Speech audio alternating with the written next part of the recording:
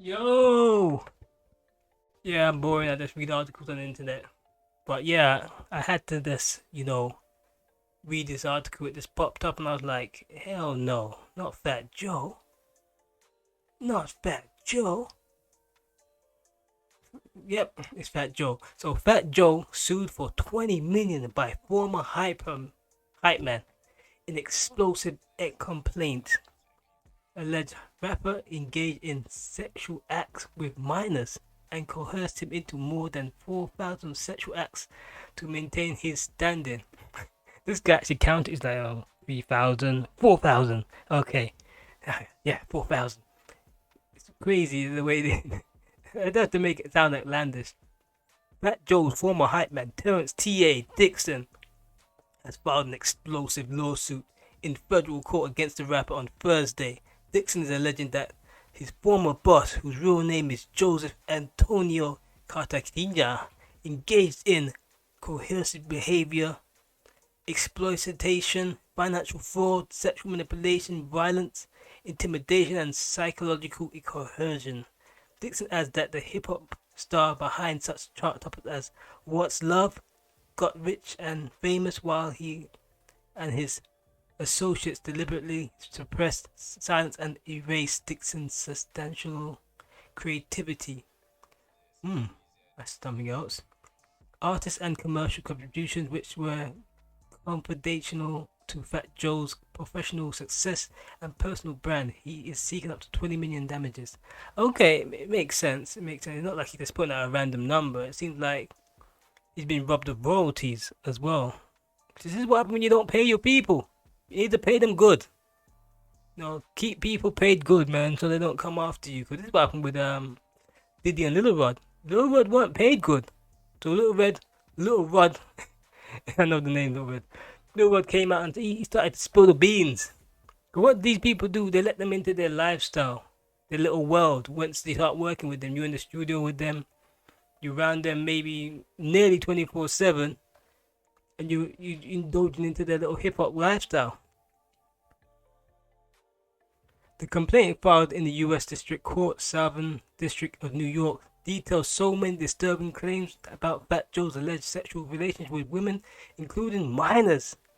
Dang, Fat Joe. Don't tell me you're not Kelly, man. Dang. Oh my god, that's bad, man. He needs to go on his podcast, the Fat Joe and Jada podcast, and he needs to clear this up, man. God, he can't just ignore this, because he's on the internet as well. So he needs to air this out and give his part of the story.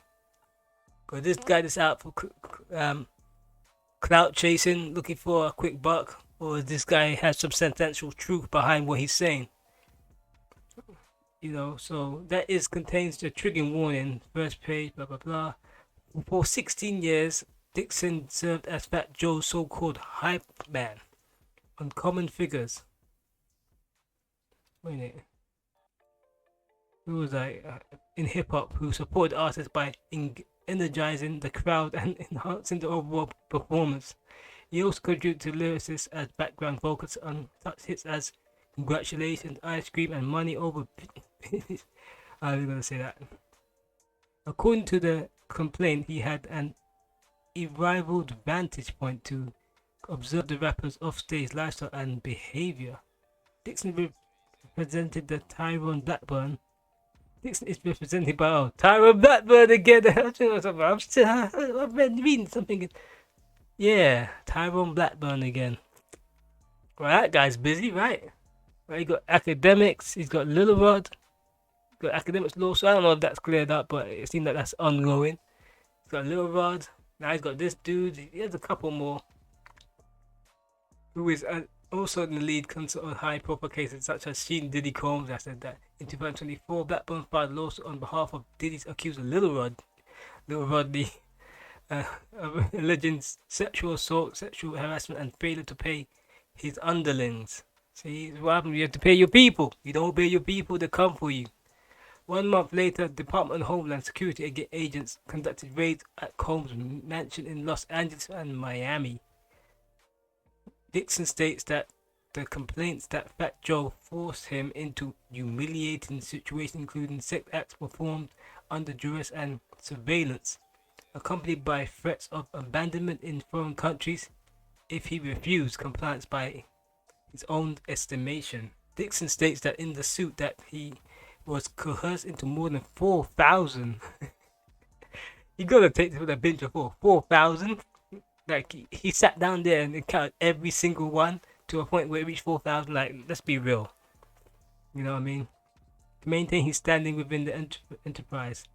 Most shockingly is the suit claims that Dixon personally witnessed Fat Joe engage in sexual relations with children who were 15 and 16 years old, and listed 3 such Jane Does, including a 16-year-old Dominican girl in New York who's, in exchange for cash, clothing, and payment of her cell phone bills, would perform oral sex on her and other acts on the rapper. Minor Doe 2 is a Caucasian female and not United States citizen. Began having such a relation with the Minor Doe 2 when she was 15, and after a concert overseas, defendant flew Minor Doe 2 to New York. Okay, Fat Joe. We just to see if this is true. This seems way outlandish. This is like career ending. But if career ending for Fat Joe, what career does he have right now? He just sit on the internet just chatting about people.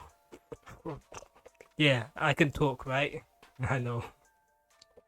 You getting paid more than me. I'm getting like 2 views. Okay. Due to the Minor Doe 2's body being athletic and not fully formed, defendant paid her to get a Brazilian butt lift. What the? It doesn't make any sense. It doesn't make any sense.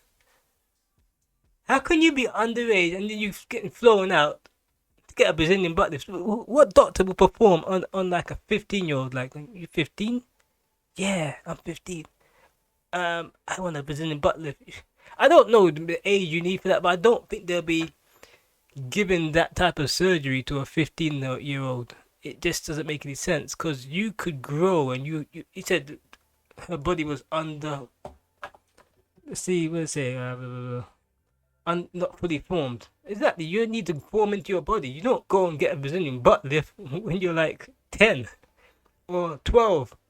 You ain't even fully formed as a female yet. This doesn't make any sense. But that's just me. I'm just reading. That's where I'm coming from. It doesn't really make much sense. Minor 2 eventually left defendant and is now married to a professional athlete. Yeah, I guess some of these women are like gold diggers, you know. I don't think that these people are underage, but who knows. The complaint says Minor Doe 3 is a Latina female who met the defendant when she was 15 years old, turning 16. Where did these guys find the time? For Fat Joe's married. It makes no sense. He got kids. He's married. Even though, I'm going to say this, yes, a lot of people were married and they had other children and affairs. And some of the women who they're married to know what's going on. You know, so they just pull up with it because they're living the lifestyle. So they're like, yeah, he has other women on the side. You got one life. But yeah, I'm living in the mansion. They don't get to live in the mansion. They're just the side chicks. So this is what these are, side chicks. Okay. According to Dixon, defendant was in love with Minor Doe 3. He even contemplated leaving his wife. Oh my god. Boy, he must have some deep conversation with Joe to know this, man. Defendant paid all the minor's bills and even took her overseas to the tour stops.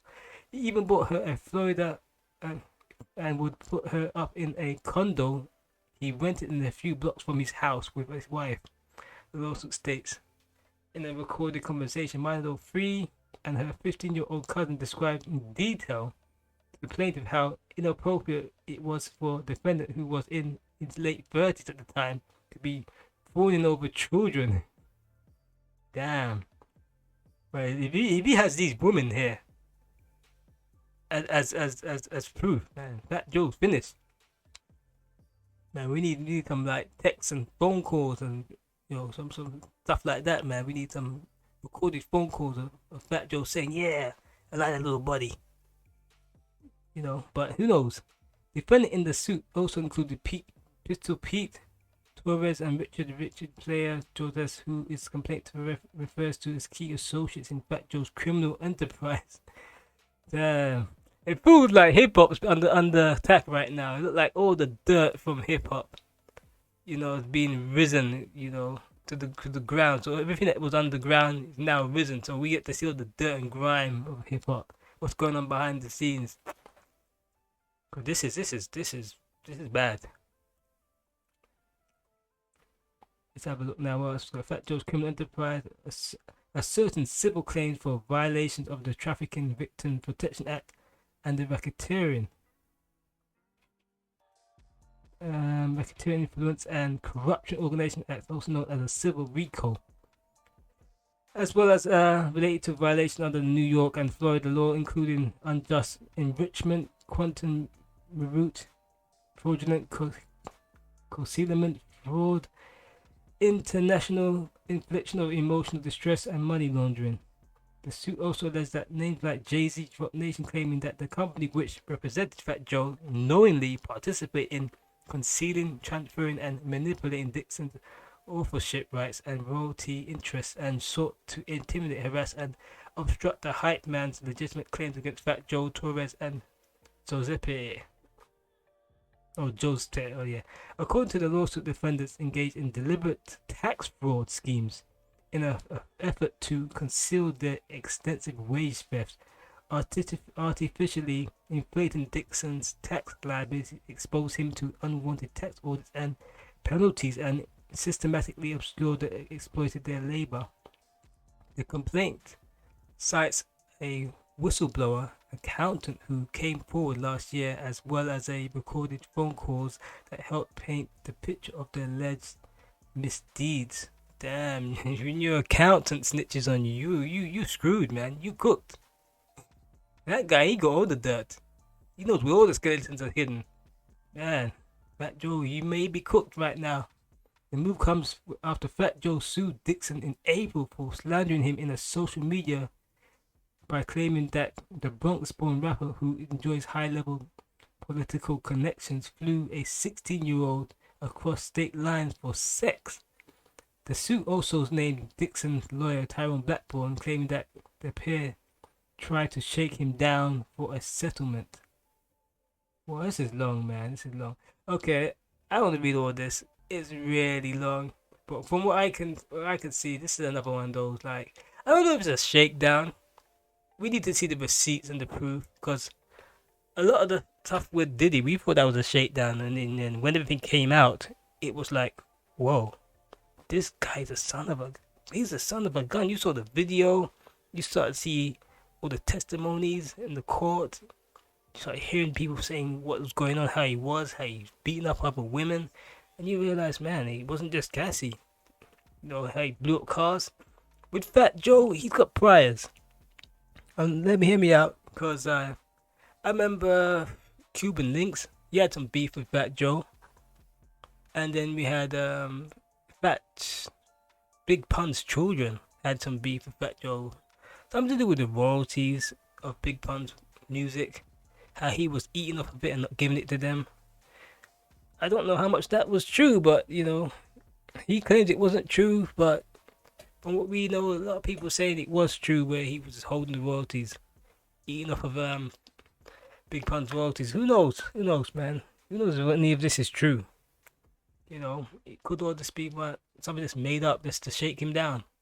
But whatever the case is, man, Fat Joe have some explaining to do. We need a proper explanation, and he has the means to do it. So it's not like he's gonna be sitting down there and this comes out and he can't say anything. You can open your mouth on your podcast and tell us what's what. Even with Jadakiss there doing his weird laugh, just tell us what's going on. Anyway, I'm out.